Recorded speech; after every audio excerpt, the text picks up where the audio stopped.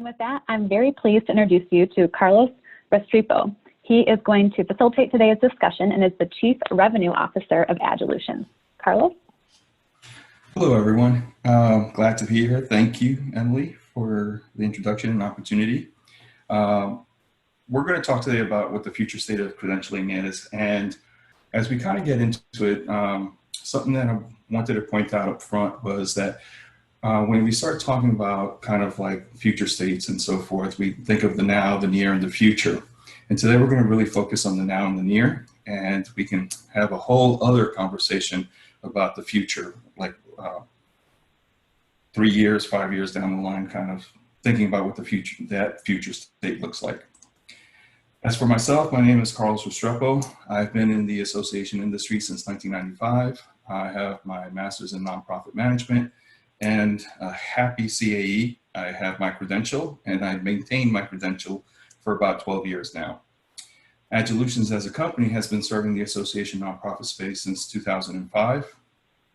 And we have a little over 20 staff in Denver. Our focus has become credentialing management and the solutions around credentialing management.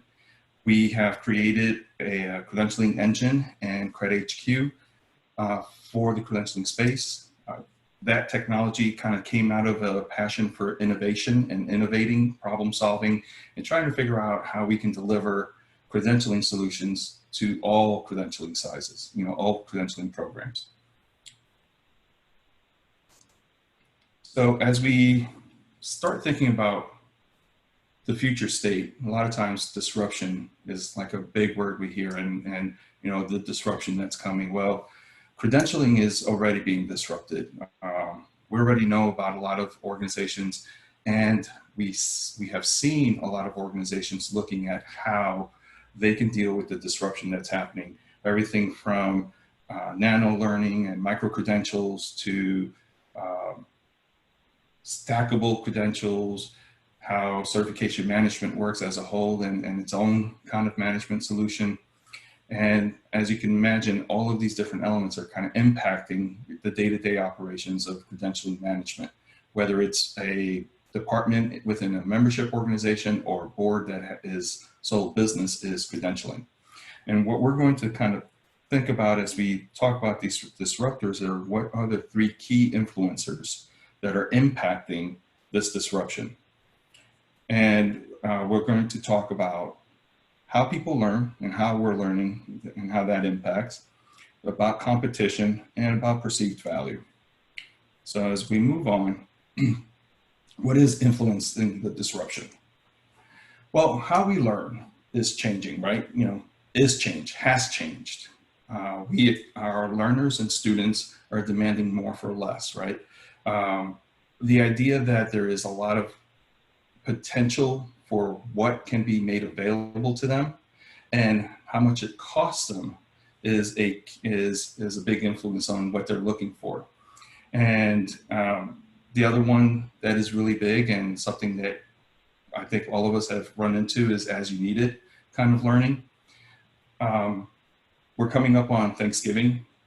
About 2 Thanksgivings ago, we were peeling potatoes and the kitchen sink got stuck.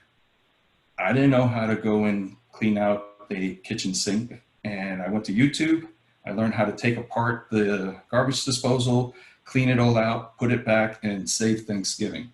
On demand, as you need it, kind of learning, right? So that's kind of also impacting how we're learning. And then the non-traditional settings, right? And that kind of goes to the idea that I was able to use my phone to go to YouTube to learn how to do that. That individuals and students are using multimedia technology, but beyond just how people are learning and the settings that they're learning in, right? Maybe it's on a bus, maybe it's at home, maybe it's, sitting in the van while kids are at soccer practice, right?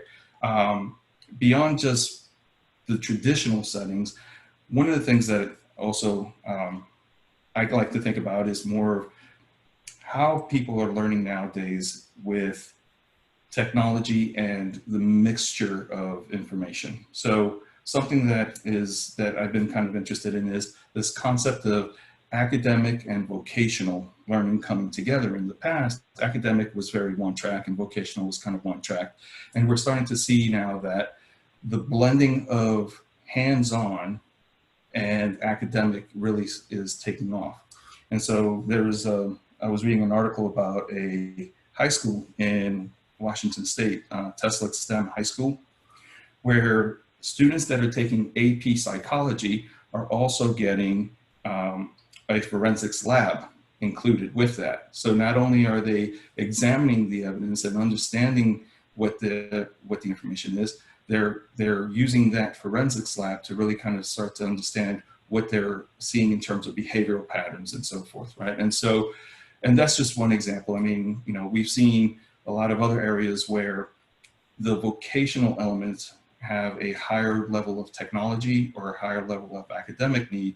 And so from the vocational side, there's a blending, but from the academic side, in terms of being able to create engagement models, you have that. So when you start to have this kind of concept of how individuals learn, how technology is facilitating how individuals learn, and then what people expect based on the amount of information that has been made available to them, that has a heavy influence on how people learn. Next, we have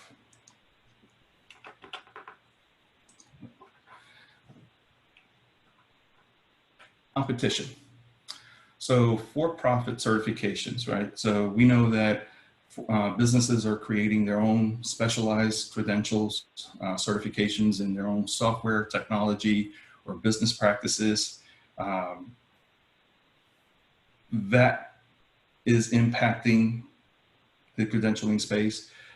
They are more dynamic. They don't have to go through the same certifying processes to quote unquote deliver their credential. And so that is something that I think the association and the credentialing space is having to deal with. You know, and we're seeing that too in other areas as we kind of look to work with organizations that are trying to figure out how to compete with a for-profit industry. The membership associations. We all know that membership organizations have been looking for a diversified revenue stream. They've been looking at how they can have revenue that is mixed and blended, that it's not just membership dues driven. In that scenario, learning has actually become a very strong revenue source. But when you start looking at learning, beyond just learning, where's the value of that learning revenue? And how do you actually maximize the investment? And so organizations, traditional membership organizations are also looking at credentials. Well, those credentials, do they compete with more traditional board type credentials? Do they start to supplement the larger credentials? And so as membership organizations look to find ways to take advantage of the content that they create and the revenue streams that they can generate, credentialing starts to become a business model that they look at, which would in turn also then create competition in the market space. And of course, you can't, you kind of have all the sectors, right? And so higher ed is also getting highly involved in creating credentials or ways to validate the education in the non-traditional sense, right? In the non-diploma manner. Higher education has been very engaged in looking at certificate programs, taking advantage of digital badging and being able to create courseworks that lead to some sort of a recognition that a student can add to their profile somewhere. And so as you kind of start looking at the for-profit, the membership-based organizations, and higher ed getting into the market space, you can see how the credentialing space is getting very competitive.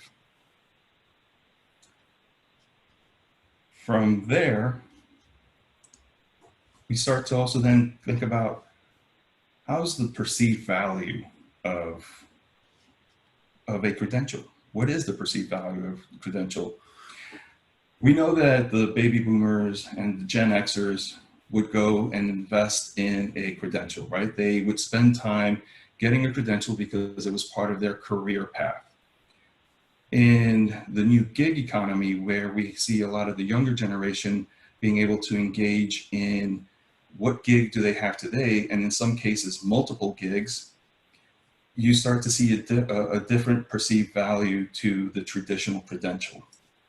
That gig economy starts to emphasize the skills over the knowledge, right? And so it really starts to focus on, can I demonstrate that I can do this job or this task well, versus that I have a full understanding of all of the HR requirements out there, that I can come in and be a ethics expert for this engagement and consult with a company to provide them a ethics expertise.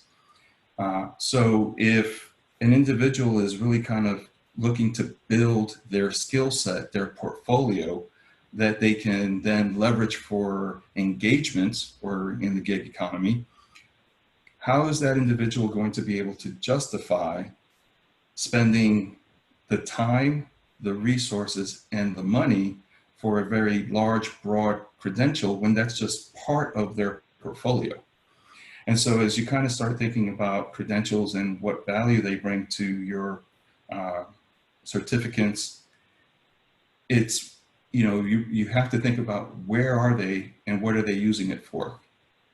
And then when we get into the skills over knowledge, that also leads to this concept of competence versus academic knowledge, right? And we're seeing that the industry is looking more at competency-based credentials versus academic-based credentials, right? So it's not that someone know how to study for an exam and know how to read the book and now has a credential, is that they actually have 5 years experience working in forensics, finance, and accounting and auditing, and have been through 100 different audits in that field, kind of thing, right? And so again, the skills becomes important, and they are the ones that become marketable versus just the general knowledge. So as you start thinking about, okay, what is influencing the disruption? Well, we talked about that how people are learning is part of it, what the competition or how competitive the market space is another part, and then because of all of this, what the value is, right? And so then the question becomes, how can your organization adapt to disruption? And as we kind of thought about this, and we worked to kind of bring our history and experience together to address this, and this kind of becomes the near. How do you in the next 3 to 15 months get yourself in a position to be able to plan for, execute, and address the disruption? We kind of broke it down into a few elements. First, we broke it down into grab and go.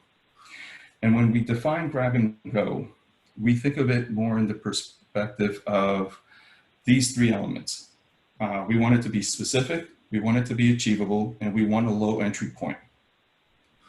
And so when we talk about specific, we're talking about bite size.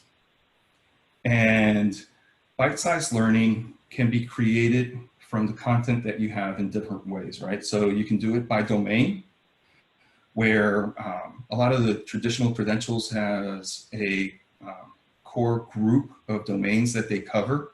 So you start to take that traditional credential and start looking at its domains and start bringing content and delivering the content around that domain. It can be industry driven, so it can be based on the industry is focusing on what the next 3 years looks like in chain management, right? Or it's thinking about how renewables are going to be impacting consumption or something, right? And so being able to take content that you have and package it for that industry-driven kind of concept and what the industry is looking at. The other one is the course, right? And so if you have a course that's very successful, there's usually supplemental material that can be associated with that course. And so how does that course go from just being a course to being a package of information that can be consumed quickly and easily? And then the final one is topical. And our CEO, Stephen Spruce, likes to talk about how his high school daughter went and received a certificate on swine flu because she's working with animals, and swine flu is something that is very topical now. And so she went, and the high school made it available for her to receive a certificate on that topic. And so, again, there's many ways to kind of identify the area of information that you want to deliver it, and then start to curate that information so that it can be compacted and packaged into how do you deliver that anywhere, anytime, everywhere. And so that leads to, there's a lot of technology out there that can help you package it. One of the biggest things is, as you look to how do you package your data and information, you want it to be able to be accessible where the people are and when the people want it, right? When your certificates want it, when your learners want it. And so you want to make sure that it is cloud-based, that it is mobile. As we start talking about engagement, you still want to be able to have content that people can read, because the way people learn is either they prefer to read, they prefer to listen, or they prefer to watch, and sometimes a little mixture of one of these three. And so being able to do blog posts, being able to do articles, and content-specific mini books, being able to create YouTube videos, right? Everyone goes to YouTube for that just-in-time learning. And podcasts, right? There is a good group of folks who like to listen to the content.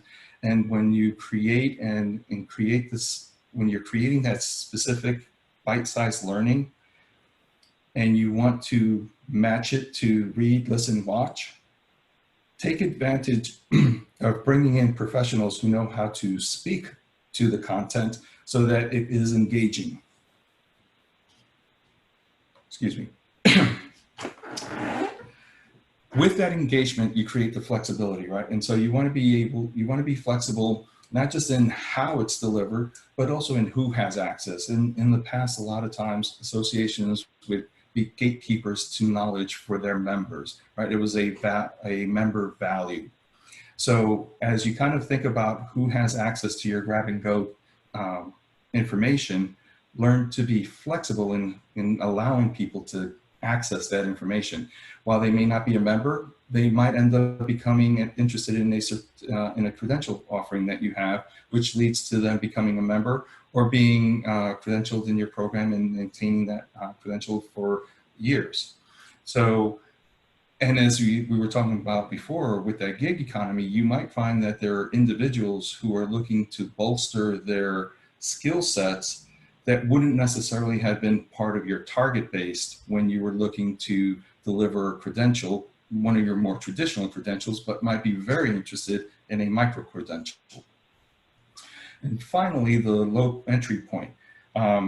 As the technology facilitates creating a lower entry point, making able to take information and make it available in multiple sources, the maintenance of that becomes less, that you're not shipping books everywhere, that your publication costs have gone down in terms of paper production and so forth. Pass on those savings. The other thing too is, if I cannot afford $1,500 for access to content, to an event, and to the exam, is there a way that you can create a subscription based for content where they will be able to gain access, right? And one thing that I wanted to kind of touch on before I move on to the next slide is in engagement. I know that a lot of times, we say that people are getting shorter and shorter attention spans. Well, kids nowadays have multiple devices and multiple ways that they can gain access to things, right? and they are able to consume everything in short bursts. But at the same time, they're still able to play a video game for 4 or 5 hours. So it's not that they can't have a longer attention span. It's that we just need to make sure that there is something engaging about it. And so gamification is one way where you can create a way of making it exciting, making them be able to demonstrate to their peers what they're able to accomplish, and creating buzz around your content and your engagement model. Now that you have your grab and go functionality, one of the things is being able to take that bite-sized learning and do something with it, right? And so you have your menu offering where you have all of the different classes that are available, right? So we did the bite-size and it was based on topic, or it was based on something that is core to what you do. So making it available for them to pick and choose. And that kind of helps to build into this concept of learner path. Now in menu offering, I get to pick what I want. In learner path, the organization helps the student or the certificant figure out what direction they might want to go in. And for learner path, there's different ways that you can help an individual figure out which way they want to go. It could be through self-assessment. It could be through interest. It could be a quiz. So the idea is that you ask information and then you allow, and then you present what would be an ideal learner path. If we go back to Netflix or Amazon, as they consume information about you, right, what your viewing patterns are or what your buying patterns are, they then present you with options. So learner path is much of the same concept. Is as they tell you information, or as you get to understand their buying habits, you present to them what might be ideal, what they might want to choose. Excuse me. Mix and match is this concept of, well, it's not an all or nothing, right? And it's never an all or nothing. So how do you create a menu offering and take advantage of a learner path, right? So I might be on a learner path, but I want to also be able to pick what I want. The other thing here too is the idea of being able to, let's say you have 6 or 7 different micro-credentials. Are you able to take 4 of those micro-credentials and create a bigger credential, right? And so I'm mixing and matching of the credentials I own to create a more robust credential. And so that's where the mix and match concept kind of comes in. The stackable is where you actually build, you have, this micro credential, then you add the next one and the next one, and eventually as you kind of get to the end, you have completed the requirements for the larger, more robust credential. Excuse me. Add-on becomes the concept of, I have a credential and now I want an expertise in my area. And so I'm going to add on this other micro credential that demonstrates I have expertise in ethics or school counseling or whatever it may be, right? And so as you kind of allow for the organization, the individual to build their own, it allows them to have a better engagement experience. And I like to talk about the Scion. Scion was one of the first ones to kind of create this concept of build your own. And they had this, it was the same car, it was all the same parts, but they allowed individuals to actually pick and choose a lot of the elements of the car so they customized their own car. Now, it was all the same car parts. They modified the assembly line so that they can adapt and actually put in the selected parts. And then at the end, it was still a Scion TC or whatever it was. And they were all Scion TCs, but each one was their own version of it based on what they had. So as you look to build your own, how do you create that assembly line that allows for the flexibility of build your own?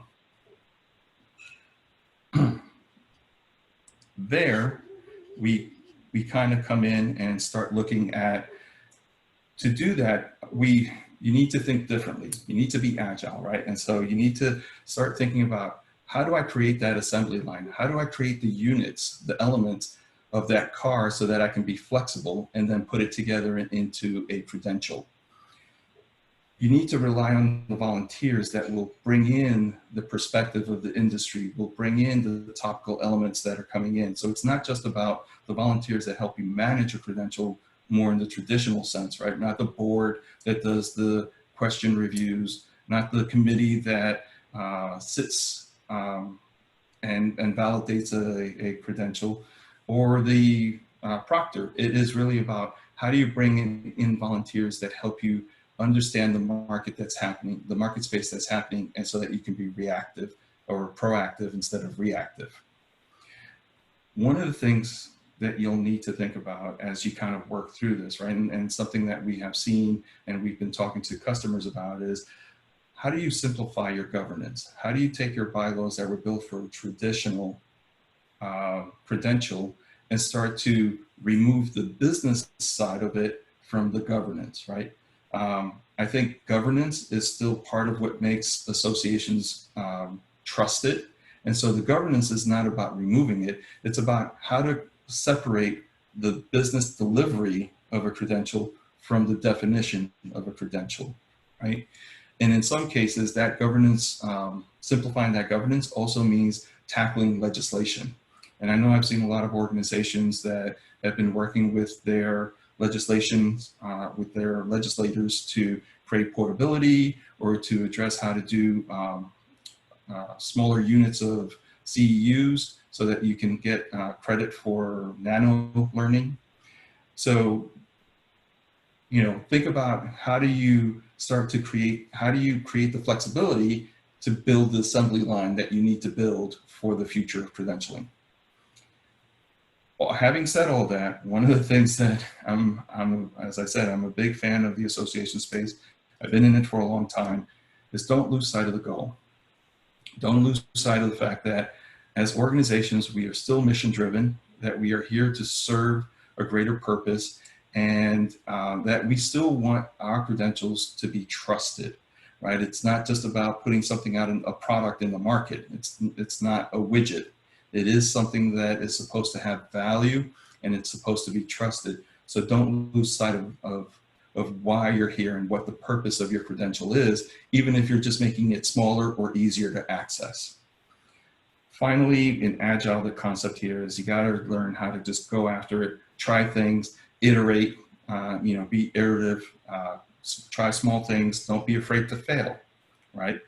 Don't be afraid to keep trying, to go out there and see and try something out. So as you kind of look at all this, right, we're talking about grab and go, we're talking about being able to build your own and being agile. Are you as an organization ready for all that? Well, governance and some of those other elements are something the organization has to tackle. In terms of technology, our products are designed to help you with all that. We're a checklist manager that can facilitate the credentialing needs. Because it is a checklist, it allows it to be very flexible. It is a full feature platform that is hosted, and so that you are able to get all of the elements. And because of the way that we deliver our solution, it is flexible and future ready. And the way we accomplish that is through the 6 modules that we have, which is CRM, events, marketing, accounting, inventory, credentialing, the 23 templates, and all of this comes out of the box. And you can think of the templates as our way of finding ways to configure your business rules versus having to customize your business rules into a system. And because the system is very driven towards credentialing, it has business rules that have been set up for the credentialing process: application, experience, renewals, exams, integrations, right? And so all of these elements kind of come together to help you be flexible and future ready. So as we've kind of gone through this, you know, what is the, you know, the future state of credentialing is grab and grow. It is build your own, and it is how do you create, how can you be more agile and responsive to the market? How do you set up your organization to create that assembly line that gives the individual the engagement model he or she prefers? That is the future state of credentialing. And with that, I thank everyone for their time. And if there's any questions, we can address them in the last couple of minutes we have. Thanks so much, Carlos. We really appreciate you sharing that with us. Very inspiring and exciting to see what the future looks like. We do have one question here that I just want to get to before we sign off for today, and that is, how would gamification apply to credentialing? All right, good question. So I love gamification. I've designed games. One of the things about credentialing gamification is each program is going to have to kind of be revisited and kind of look at its own kind of way of doing it. But when you start thinking about gamification, it really is about how do you create a competitive environment where any individual, no matter where they are, can feel like they're achieving, right? And so as you kind of go through this process of creating, a lot of times one of the key things that people throw into gamification and credentialing is digital badging, right? And so it's great to be able to create digital badges for an achievement. But more importantly is, again, the experience. It's not about the end result of the certificate process and creating that as a gamified experience. It's about how do you create an opportunity for someone to receive your credential in a way that they are excited. So an example that we've talked about internally is Duolingo, where you go in and you go through a training for a language, and it's done as a game, right? So can you bring a game design into your learning process?